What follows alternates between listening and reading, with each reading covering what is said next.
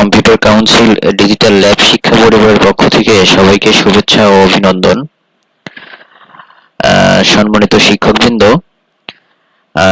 আমরা ষষ্ঠ গণবিজ্ঞপ্তিতে যে সকল শিক্ষা প্রতিষ্ঠানে শূন্য পদ রয়েছে সে সকল শিক্ষা প্রতিষ্ঠানে ষষ্ঠ গণবিজ্ঞপ্তি দেওয়ার জন্য যে শিক্ষা প্রতিষ্ঠানে এই রেজিস্ট্রেশন সংক্রান্ত চিঠি দিয়েছে, আপনারা দেখেছেন। তো এই ই রেজিস্ট্রেশন আপনি যদি না করেন তাহলে কিন্তু আপনি আপনার প্রতিষ্ঠানে যে শূন্যপদটি আছে তাহলে কিন্তু আপনি চাহিদা দিতে পারবেন না। তো আপনার মেইন কাজ ই রেজিস্ট্রেশনটা আগে কমপ্লিট করা, এবং ই রেজিস্ট্রেশন আর ই রিকুইজিশন কিন্তু এক নয়। আপনি ই রেজিস্ট্রেশন করলেই আপনি ই রিকুইজিশন করতে পারবেন। আপনি ই রেজিস্ট্রেশন না করলে কিন্তু আপনি শিক্ষক চাহিদা দিতে পারবেন না। তো এর আগে যে সকল শিক্ষকবৃন্দ এই কাজ করেছেন, এটা খুব একটা সহজ প্রসেসিং এর একটা কাজ। আসলে এই ভিডিওটা মূলত যারা নতুন তাদের জন্য, যে এটা আসলে ই রেজিস্ট্রেশন কিভাবে করতে হবে এবং ই রেজিস্ট্রেশন করার পরে যখন শূন্য পদের চাহিদা আপনি দিতে পারবেন। তো যাই হোক, আজকে আমরা দেখব কিভাবে ই রেজিস্ট্রেশন করে, এবং ই রেজিস্ট্রেশন এর আগে যারা করেছেন প্রতিষ্ঠান থেকে আপনারা শূন্য পদের চাহিদা দিয়েছেন, আসলে সে সকল শিক্ষা প্রতিষ্ঠানে নতুন করে ই রেজিস্ট্রেশন করতে হবে। শুধু প্রোফাইলটা, প্রতিষ্ঠানের প্রোফাইলটা আপডেট করতে হবে, যেখানে আপনার প্রতিষ্ঠানের প্রধানের এনআইডি, ছবি, সিগনেচার যেগুলো স্ক্যানিং করে দিতে হয়, এবং আপনার স্কুলের যে ম্যানেজিং কমিটি বা গভর্নিং বডি থাকে তার এনআইডি প্রধান শিক্ষকের মতনই সিগনেচার, ছবি স্ক্যানিং করে দিতে হয়। তো আজকে আমরা সে বিষয় নিয়ে আজকে একটু দেখব। আরেকটা বিষয়, যে সকল শিক্ষা প্রতিষ্ঠান ই রেজিস্ট্রেশন আগে থেকে করা নেই তাদের কিন্তু নতুন করে ই রেজিস্ট্রেশন করতে হবে। আর যাদের এর আগে করা হয়েছে তারা শুধু প্রোফাইলটা আপডেট করবে। আপডেট করলে পরবর্তীতে সে ই রিকুইজিশন বা সে শূন্য পদের যে শিক্ষক চাহিদা তিনি দিতে পারবেন। তো চলুন আমরা দেখে আসি কিভাবে ই রেজিস্ট্রেশনটা আমাদের শিক্ষা প্রতিষ্ঠানের প্রোফাইল আপনার তথ্য আপডেট করবেন। খুবই সহজ। আমি আবার বলছি, শিক্ষক নতুন তাদের জন্য আমি এই ভিডিওটা মূলত করেছি। যারা পুরাতন, যারা এর আগে কাজ করেছেন, তাদের কাছে কাজটা তেমন কঠিন নয়। তো ই রেজিস্ট্রেশন করতে হলে আপনাকে enterc.gov.bd এই লিংকে আসতে হবে। এই লিংকে ক্লিক করে হোম পেজে আসবেন। আসার পরে একটু নিচে যাবেন, নিচে দেখুন লেখা আছে ই রেজিস্ট্রেশন, ই রেজিস্ট্রেশন লগইন। আপনি ই রেজিস্ট্রেশন লগইনে ক্লিক করবেন। এখানে ক্লিক করার পর দেখেন এখানে আছে ইনস্টিটিউট সেকশন। আপনি অবশ্যই যেহেতু আপনার প্রতিষ্ঠান প্রোফাইল আপডেট করবেন, যেহেতু আমাদের ই রেজিস্ট্রেশনে যে প্রজ্ঞাপনটা দিয়েছে, চিঠি দিয়েছে, সেখানে লেখা আছে প্রোফাইল আপডেট করার কথা বলা হয়েছে। তো আপনি এখানে ক্লিক করবেন। এখানে ক্লিক করার পরে ই রেজিস্ট্রেশন দেখেন লেখা উঠেছে, আপনি এখানে ক্লিক করবেন। আসার পরে ইউজার আইডি এবং পাসওয়ার্ড, প্রত্যেকটা শিক্ষা প্রতিষ্ঠানের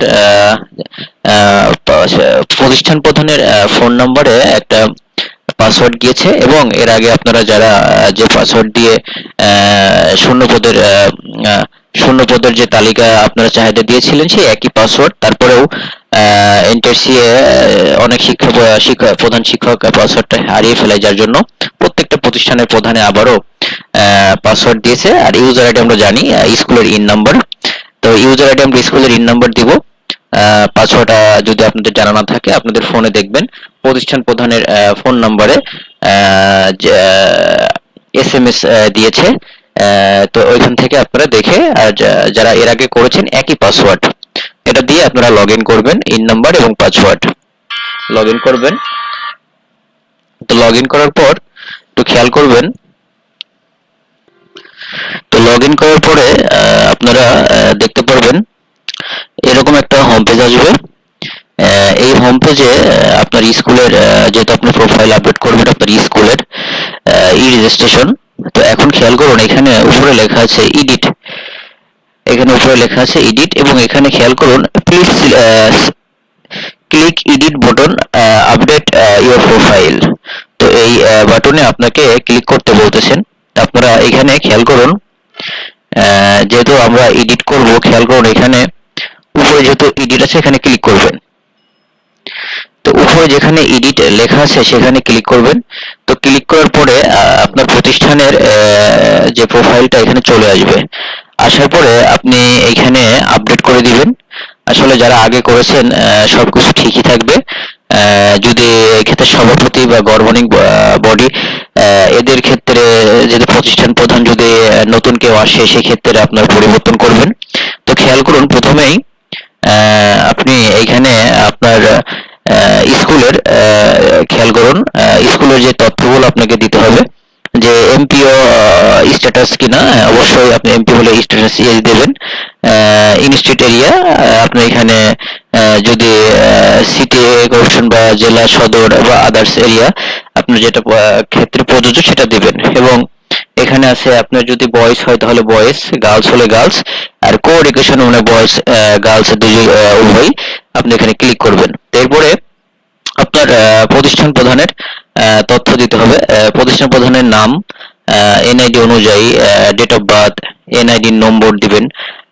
এরপর হচ্ছে ইন্ডেক্স নাম্বার, প্রতিষ্ঠান প্রধানের ফোন নাম্বার, দুইটা ফোন নাম্বার লাগবে, দুইটা ফোন নাম্বার দিবেন। স্কুলের ইমেল দিয়ে দিবেন এবং প্রতিষ্ঠান প্রধানের ডিভিশন, উপজেলা, ভিলেজ, ডিস্ট্রিক্ট, পোস্ট কোড এগুলো দিয়ে দিবেন।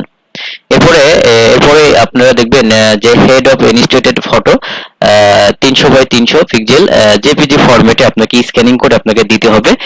প্রতিষ্ঠান প্রধানের ছবি এবং প্রতিষ্ঠান প্রধানের সিগনেচার, এটা আপনি স্ক্যানিং করবেন, আগে থেকে স্ক্যানিং করে রাখবেন। সিগনেচারটা 300x80 পিক্সেল এবং এরপরে প্রতিষ্ঠান প্রধানের এনআইডি, এনআইডির এপিটোপিট দুই পাশে 300x200 পিক্সেলে আপনাকে স্ক্যানিং করে দিতে হবে। এরপর নিচে আসবেন গভর্নিং বডি বা ম্যানেজিং কমিটির তথ্য, একই রকম প্রতিষ্ঠান প্রধানের যা দিয়েছেন এখানেও আপনি ঠিক সেভাবেই আপনার সভাপতি বা গভর্নিং বডির যিনি আছেন তার নাম, date of birth, NID number, দুটো মোবাইল নাম্বার, অর্থাৎ দুটো মোবাইল নাম্বার দিতে হবে এখানে, মোবাইল নাম্বার 1, মোবাইল নাম্বার 2। এরপরে একই রকম ডিভিশন, উপজেলা, ভিলেজ এগুলো এখানে আপনাকে দিয়ে দিতে হবে, ডিস্ট্রিক্ট, পোস্ট কোড। এরপরে আগের মতনই প্রতিষ্ঠান প্রধানের মতন ছবি, এরপর হচ্ছে আপনার সিগনেচার, এরপরে এনআইডি এপিটোপিট আপনি স্ক্যানিং করে দিয়ে দিবেন। এটা করে আপনি সাবমিট দিয়ে দিবেন, তাহলে আপনার প্রোফাইলটা আপডেট হয়ে যাবে এবং আপনি পরবর্তীতে শিক্ষক চাহিদা শূন্য পদ দিতে পারবেন। এটা না করলে কিন্তু আপনি দিতে পারবেন না। আর এটা না করলে আপনি পরবর্তীতে শূন্য পদের চাহিদা রিকুইজিশন করতে পারবেন না। এই জন্য এটা খুবই গুরুত্বপূর্ণ একটা বিষয়।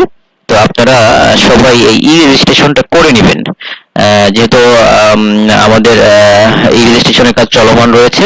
খুবই সহজ একটা কাজ, যারা নতুন তাদের জন্য মূলত আমি দেখানোর চেষ্টা করেছি। তারপর যদি বুঝতে সমস্যা হয় আমাকে আপনারা কমেন্টের মাধ্যমে জানাবেন, আমি চেষ্টা করব। এবং যাদের এর আগে কখনো করেননি এই রেজিস্ট্রেশন, তারা কিন্তু নতুন করে করতে হবে। এই হচ্ছে ই রেজিস্ট্রেশনের মূল প্রক্রিয়া। তো ঠিক আছে, সবাই ভালো থাকবেন, সুস্থ থাকবেন। কম্পিউটার কাউন্সিল ডিজিটাল ল্যাব শিক্ষা পরিবারের সঙ্গে থাকবেন। আবারও সবাইকে শুভেচ্ছা ও অভিনন্দন। আল্লাহ হাফেজ।